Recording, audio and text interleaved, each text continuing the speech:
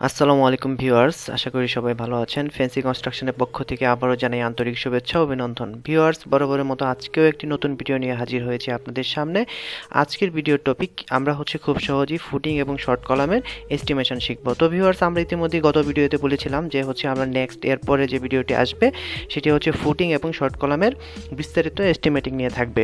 তো ভিউয়ার্স, পূর্বে ভিডিওটি যারা দেখেছেন তাদের জন্য আজকের এই ভিডিওটি খুব সহজ হবে, কেননা সেখানে আমাদের কনভার্টিং সিস্টেমগুলো খুব সহজেই বুঝিয়ে দেওয়া হয়েছিল। তো এখানে শর্ট কলাম কিভাবে ক্যালকুলেশন করতে হয় সেই বিষয়টি দেখে নেব। তো দেখেন, আমরা খুব সহজেই অল্প সময়ের মধ্যে ফুটিং কিভাবে এস্টিমেট করতে হয় তার বিস্তারিত দেখলাম। এখন আমরা যেটি দেখব সেটি কিভাবে শর্ট কলাম এস্টিমেশন করতে হয় এবং তার বিস্তারিত আলোচনা করব আমরা। তো ভিউয়ার্স, দেখেন এখানে আমরা যে কলামটি দেখতে পাচ্ছি সেটি কলামের সাইজ 15 ইঞ্চ বাই 18 ইঞ্চ। ঠিক আছে, শর্ট কলামের হাইট দেওয়া আছে 6 ফিট এবং কলাম সাইজ দেখা যাচ্ছে 1.25 ফিট ডিভাইডেড 1.5 ফিট। ঠিক আছে, তো এই যে 15 ইঞ্চটাই কনভার্ট 1.25। যারা আগের ভিডিওটি দেখেননি তারা অবশ্যই আমাদের আগের ভিডিওটি দেখে আসবেন, তাহলে কনভার্ট সিস্টেমটা আপনারা খুব সহজেই ক্যাচ করে নিতে পারবেন। এবং এখানে দেওয়া আছে 18 ইঞ্চ, দ্যাটস মিন 1.5 ইঞ্চ, কারণ 12 ইঞ্চিতে এক ফিট হলে 18 ইঞ্চে 1.5 ফিট হয়। তাহলে আমাদের এখন যেটা লাগবে সেটা টোটাল এরিয়া আছে আমাদের কত, 1.25 ইন্টু 1.5 ইন্টু 6। এখন দেখেন এখানে কিন্তু আমরা সিএফটি তে করেছি, যার জন্য এখানে আমরা দৈর্ঘ্য, প্রস্থ এবং উচ্চতা তিনটাই গুণ করেছি।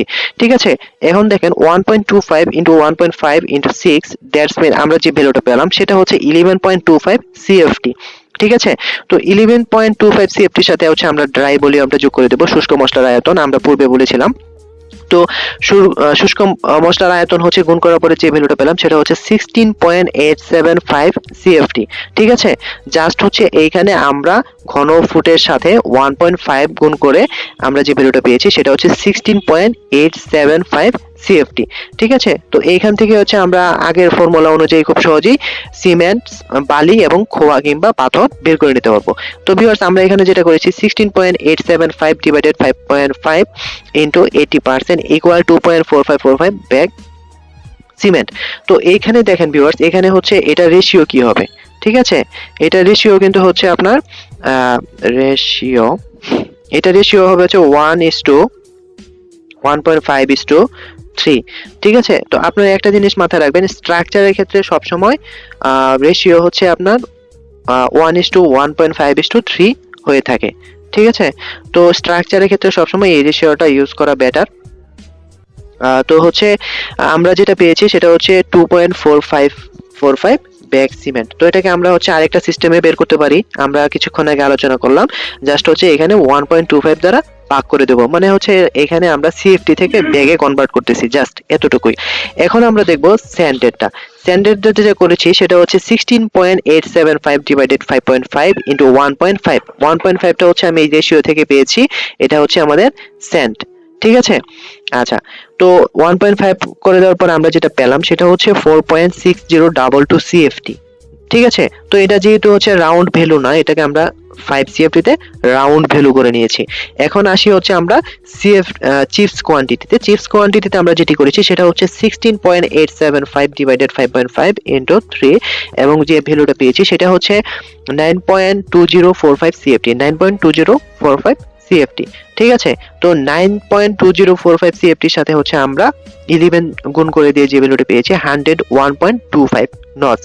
এখানে আমার এই খোয়াটা সিএফটি তে আছে, এটাকে আমি ব্রিকে কনভার্ট করার জন্য প্রতি সিএফটি খোয়াতে 11টি ইট লাগে, যার জন্য আমরা এখানে 11 দ্বারা গুণ করে যে ভ্যালুটি পেয়েছি সেটা 101.25 নস ইকুয়াল আমি এটাকে এভারেজ করে 105 নস করে নিয়েছি। তো গ্রোস টোটালে এসে আমরা যে ভ্যালুটি পাচ্ছি সেটি সিমেন্ট, এখানে আমরা 3 ব্যাগ ধরে নিয়েছি, এই যে এভারেজ ভ্যালু 3 ব্যাগ। দেন আমরা 560 টাকা, তো টোটাল ইউনিট প্রাইস 560 টাকা এবং টোটাল ভ্যালুটা আসছে 1680 টাকা। এবং বালির ক্ষেত্রে দেখেন 5 সিএফটি বালি এভারেজ প্রাইস ধরা হয়েছে 35 টাকা করে, সেই ক্ষেত্রে আমরা পেলাম 175 টাকা। এবং চিপসের ক্ষেত্রে 105টি ব্রিকের দেখানো হয়েছে এবং প্রতিটি ব্রিকের দাম 12 টাকা করে, টোটাল প্রাইস দেখানো হয়েছে 1260 টাকা। ঠিক আছে। তো দেখেন এখন হচ্ছে আমরা রডের হিসাবটা করব, রেইনফোর্সমেন্টের হিসাবটি করব। তো এখানে হচ্ছে রেইনফোর্সমেন্টের হিসাবটি আসলে সহজ, আপনারা একটু মনোযোগ সহকারে দেখেন। তো আমার হচ্ছে এইখানে টোটাল কলামটি দেখানো হয়েছে 6 ফিট, মানে আমার শর্ট কলামটি 6 ফিট লং হবে। ঠিক আছে। তো এখন দেখেন 6 ফিট লং হলে এখানটা আছে rod length equal 6 feet plus 1.5 feet. ঠিক আছে, প্লাস 5.5 ফিট। তো এইখানে কিছু কথা আছে, হ্যাঁ এইখানে বেশ কিছু কথা আছে, সেটা হচ্ছে আপনাদের অটোক্যাডে নিয়ে দেখাই। ধরেন এটা হচ্ছে আমার শর্ট কলাম, এইখান থেকে এই পর্যন্ত ডিসটেন্স হচ্ছে 6 ফিট। ঠিক আছে, এই যে এইখান থেকে এইখান পর্যন্ত ডিসটেন্স 6 ফিট।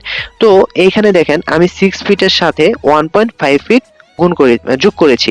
ঠিক আছে, তো এইখানে 1.5 ফিট যোগ করার কারণ হচ্ছে এইখান থেকে এইখানে দেখেন আমরা হচ্ছে যখন বেজের মধ্যে কলামের রড ইনস্টল করি সেক্ষেত্রে আমরা জাস্ট এরকম লং বার দিলে হয় না, এটাকে হচ্ছে আমাদের এটা লেগটা হচ্ছে কি বাঁকিয়ে দিতে হয়, তাই না?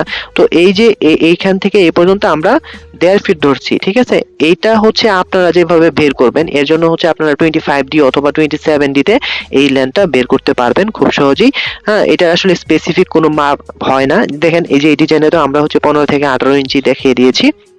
তো হচ্ছে আপনারা যদি স্পেসিফিক ভাবে কেউ বের করতে চান তাহলে হচ্ছে আপনারা ওই 25D অথবা 27D অথবা 30D যদি হচ্ছে ক্যালকুলেশন করেন সেক্ষেত্রে খুব ইজিলি এটা বের করে নিতে পারবেন। এবং এখানে দেখেন প্লাস 5.5 ফিট দেখানো হয়েছে, এটা হচ্ছে আপনাকে রডের লেপিং অল্টারনেটিভ রাখার জন্য, কিংবা এই শর্ট কলামগুলো হচ্ছে সাধারণত কন্টিনিউয়াস হয় এবং উপরের দিকে উঠতে থাকে, যার জন্য আমাদেরকে হিউজ পরিমাণ রড রাখতে হয়। তবে সেই ক্ষেত্রে একটা জিনিস মাথায় রাখতে হবে, আমরা যখন কলামের রড রাখবো তাতে অবশ্যই সবসময় হচ্ছে অল্টারনেটিং সিস্টেম কিংবা অল্টারনেটিং লেপিং সিস্টেমটা বজায় রাখতে হবে, কোনোভাবেই হচ্ছে সবগুলো রড সমানভাবে কাটা যাবে না। তো টোটাল ভ্যালুটা আসছে হচ্ছে 13 ফিট। ঠিক আছে, তো এখন দেখেন এই কলামে হচ্ছে রড দেখানো হয়েছে কতগুলো, এখানে রড দেখানো হয়েছে 6টি। ঠিক আছে, তো আমার একটা রডের হাইট আসছে হচ্ছে 13 ফিট। তো আমার রড লাগবে হচ্ছে কত পিস, 6 পিস কিংবা 6 পিস। তো আমি টোটাল রড পেলাম হচ্ছে 78 ফিট। ঠিক আছে, আচ্ছা তো এখন দেখেন 16 mm dia rod equal 70 fit plus 0.48120 KG equal 37.53 KG. ঠিক আছে, আমরা এখন জাস্ট হচ্ছে এই রডটাকে ফিট থেকে কেজিতে কনভার্ট করে দিলাম এবং আমরা টোটাল এভারেজ ভ্যালু নিয়ে নিলাম হচ্ছে 38 কেজি। 38 কেজি রড হলে আমার একটা কলামের রড ক্যাপচার করা সম্ভব কিংবা একটা কলাম করা সম্ভব। ঠিক আছে, এখন আসি হচ্ছে কলামের টায়ে।